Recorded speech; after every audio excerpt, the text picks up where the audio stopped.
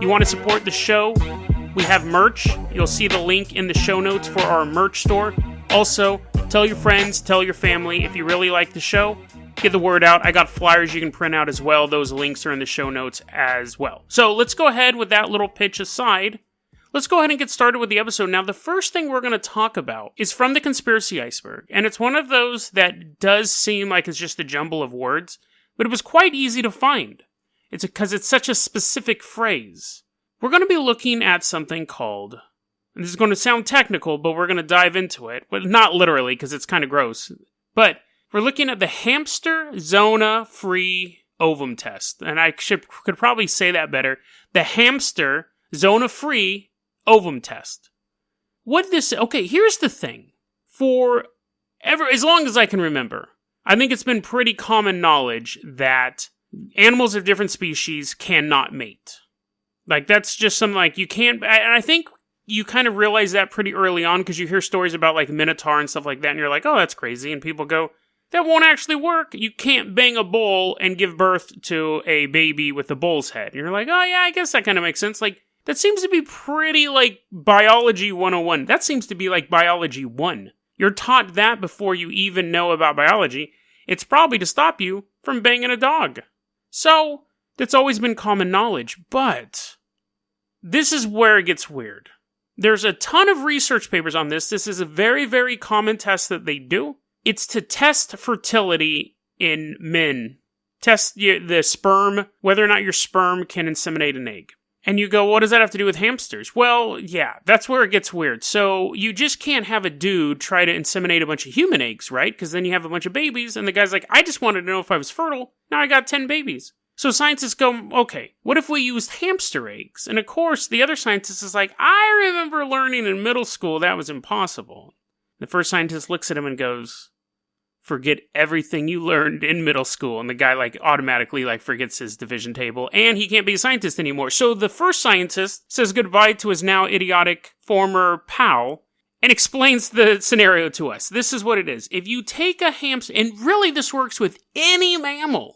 If you take a mammalian egg and you remove the zona pellucida, it can be in any other mammal sperm can't enter that egg. The little zona, so that's why it's called hamster zona-free ovum test. If you take an egg of any mammal and remove that zona, any sperm of any other mammal can actually penetrate that egg. Now, the scientists say, they go, whoa, whoa, whoa, whoa, whoa. It doesn't mean that you can have a baby with the hamster. That's not what we're saying. We're saying, scientists say, the sperm enters the hamster egg and then immediately breaks down. So they go, see? You can't bang a hamster and have a hamster baby. But that's not entirely true. This is where it gets kind of weird. So the reason why they do this test is to test male fertility. So first, this is all sorts of creepiness. First, and this is very, very common. It's like a procedure costs $55. You take a hamster and you treat it with something called pregnant mare's serum. Now, I know what a pregnant mare is, but I have no idea what the serum is. Do they squish? Do they take a pregnant mare, and squeeze them like a sponge, and the juice that drops out of her, you inject into a hamster? You just kind of rub the hamster on the side of the horse to get it all merry? Who knows? I don't.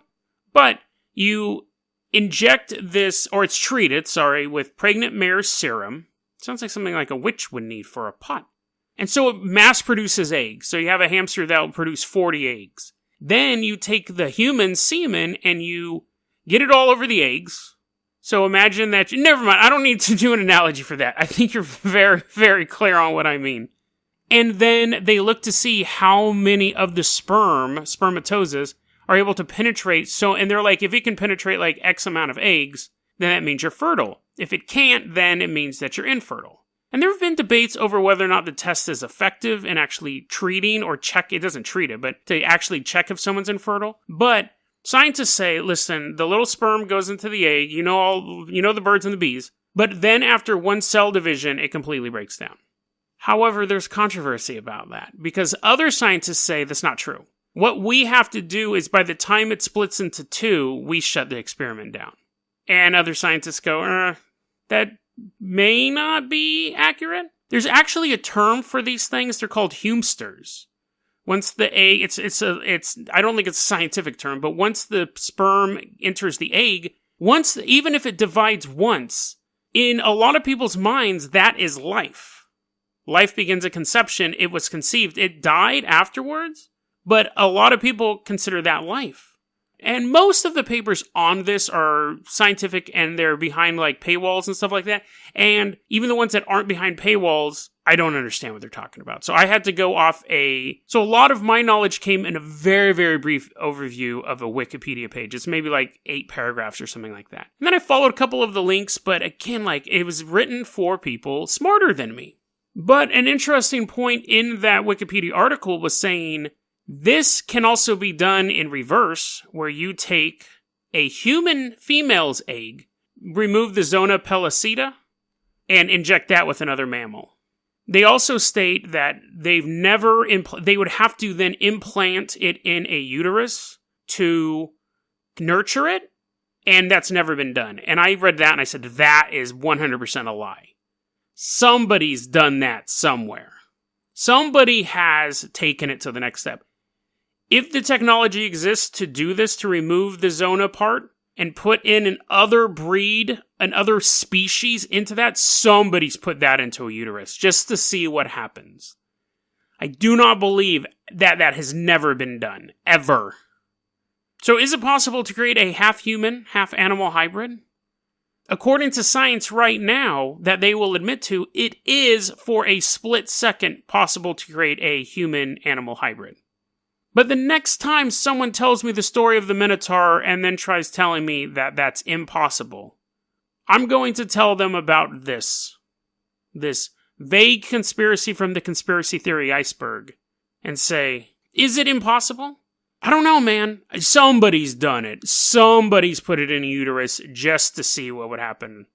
They're like looking at the other female scientists. They're like, hey, what are you doing this week? And she's like, nope, I'm not putting a hamster up in me. So, but yeah, somebody's done it.